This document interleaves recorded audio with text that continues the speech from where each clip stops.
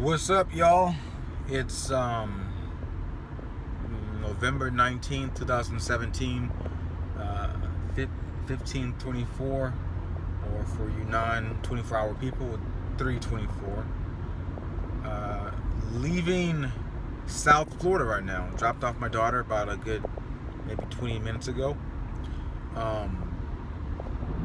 And obviously a lot has happened because the last update I did was, I don't know, I gotta check YouTube, but it's been a minute.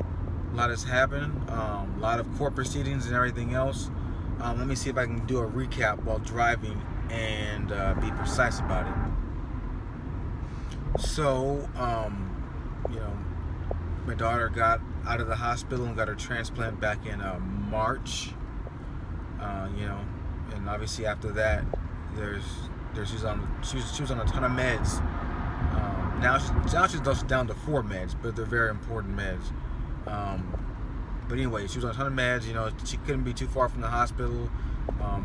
Daughter's mother was staying across the street from the hospital, like this hospital housing thing called C9 Clubhouse.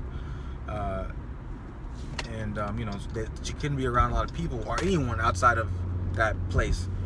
As time goes on, you know, lesser restrictions. I would say 2 months after that, you know, she was still at C9, having appointments maybe about twice a week, physical therapy, blah blah blah. But she was out. She can go like the parks and stuff like that. Maybe about 4 months after the transplant, maybe 5.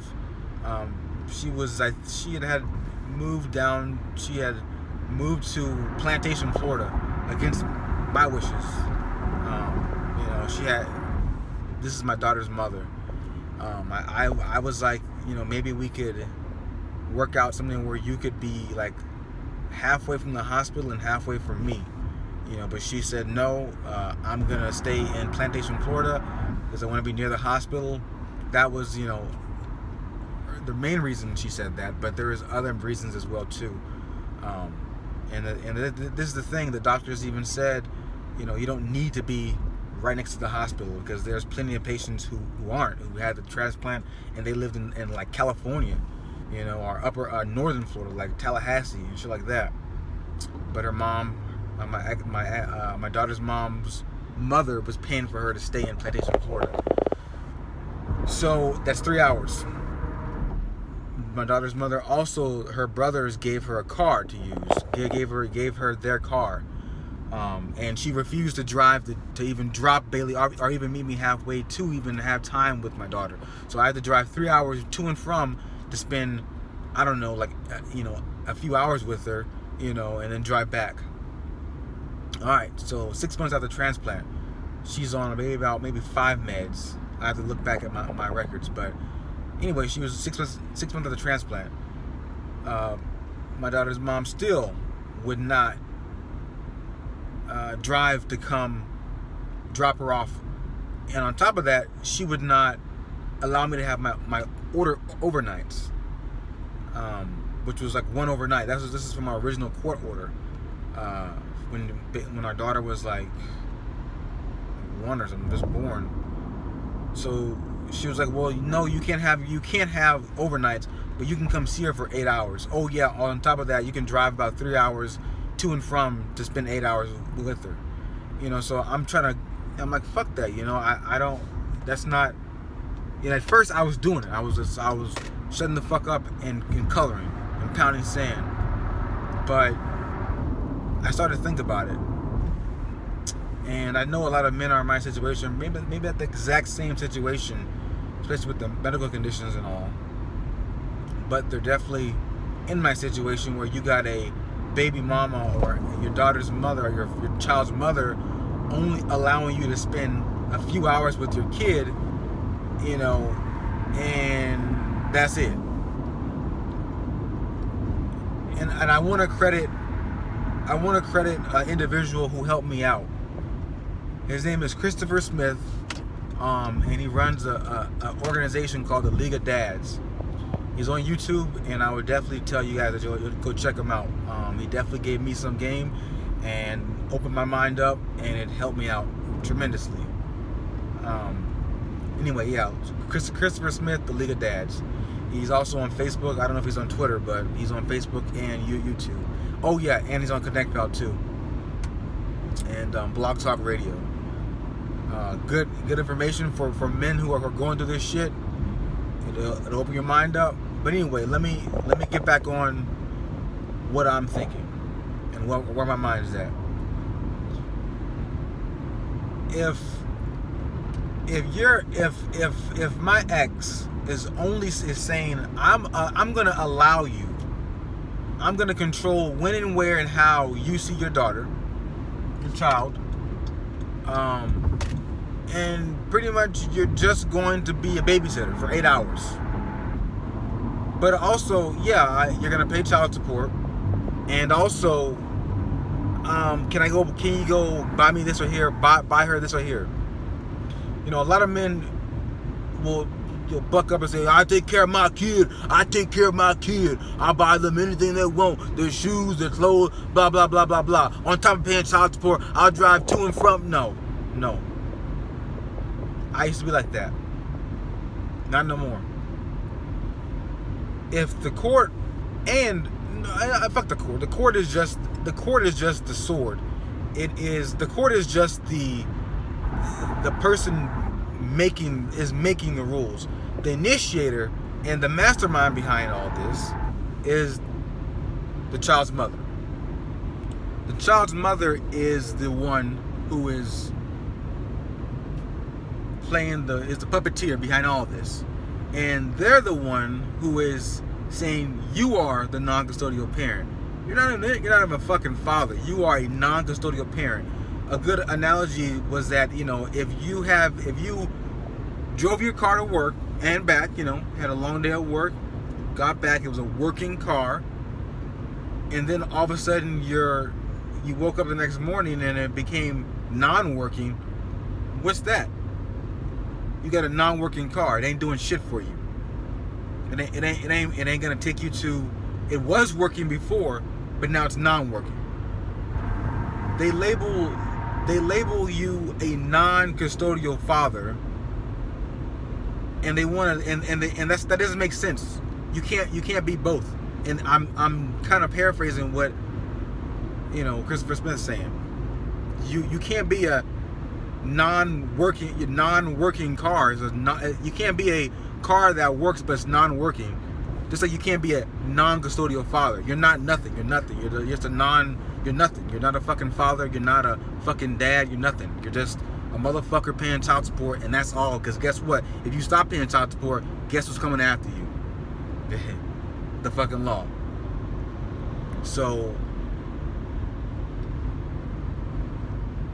where my mind's at is this: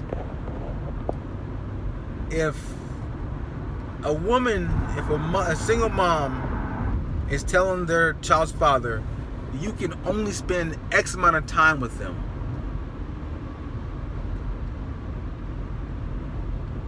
and you bend to that, you allow them to bend you like that,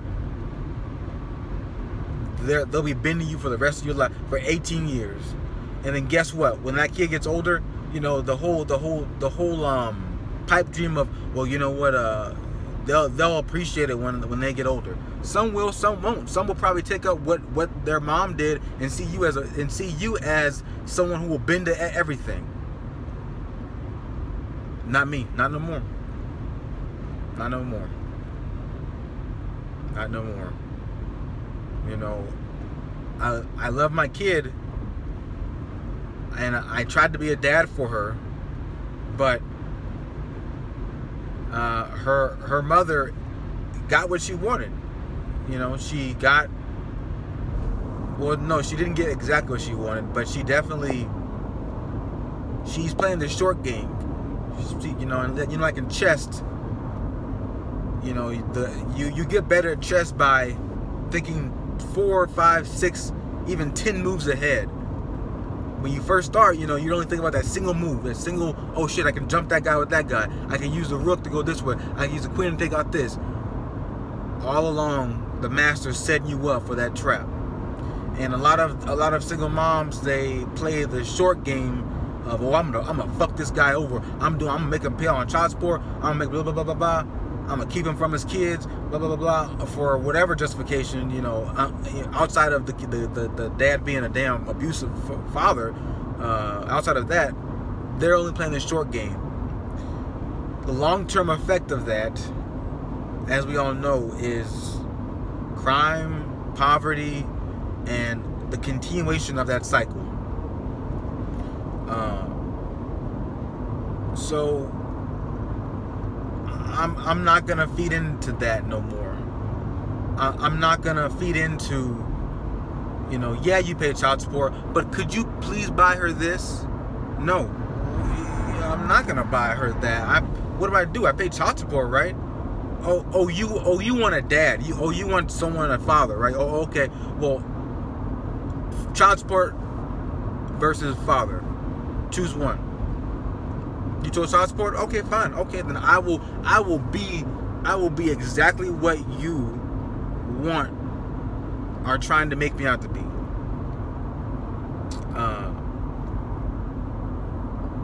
I will be that. And I feel like that's the way to go, because they're getting their cake and eating it too. The whole while you're over there, you know, with your 8 hours or whatever amount of time that they allow you to have, she's just laughing in your face, man. It's only hurting the kid. You think you can make an impact on a kid's life with 8 hours a day? I mean, really, I mean, just think about this. Could you show up to a job for only 8 hours out of a week and still be at that job? Do you think you could show up to? Do you think that you could? You know, you go to the interview process. Yes, sir. You know, yes, sir. I'm a hard worker. I work well with others. I'm a critical thinker. Okay, Mr. James, you're hired. You're hired to go, Mr. James. Get out there and start working. All right, cool. You sit at the desk. Like, you know what? I'm not going to show up for 8 hours. See what I can get. You do it for a week and tell me how that shit works out. I'm in the military. I show up for, if I only appear for 8 hours out of the day, guess where I'm going? It ain't gonna get a promotion. I'll tell you that. So same thing with children. You think one weekend? Hell, I would give you one weekend. You think only 36 hours can really counter or even impact the kid's life when the mother has them for 6 days out of the week? Nah, bro. And you think that when they grow up, they're not going to be more influenced by their mom than you? Kids aren't dumb. They're not dumb. But in the beginning, they can be manipulated. And a lot of them are. A lot of adults who were raised by single moms are manipulated themselves. They were let a lie. And the sad thing about it, though, is that my ex, my kid's mother, her mother did the same thing to her. They kept them away from their father. And she's doing the same thing. And it hurt me. You know, I assure you, man, like, my I don't give a fuck is stronger than her I don't give a fuck. I'm living a good life. I'm living good. Of course, there's bumps in the road, but for the most part, I'm good. I'm straight. I'm tired of being stressed out, and stress kills. Stress kills, y'all. And if you allow these women to stress you out to a point where you're just contemplating suicide, and let's say you go through with it, guess what they're gonna say? I knew he was a bitch. Don't stress out, my friends. Don't stress out. Keep stress out of your lives. Keep it out. The next time, my friends, gents, deuces.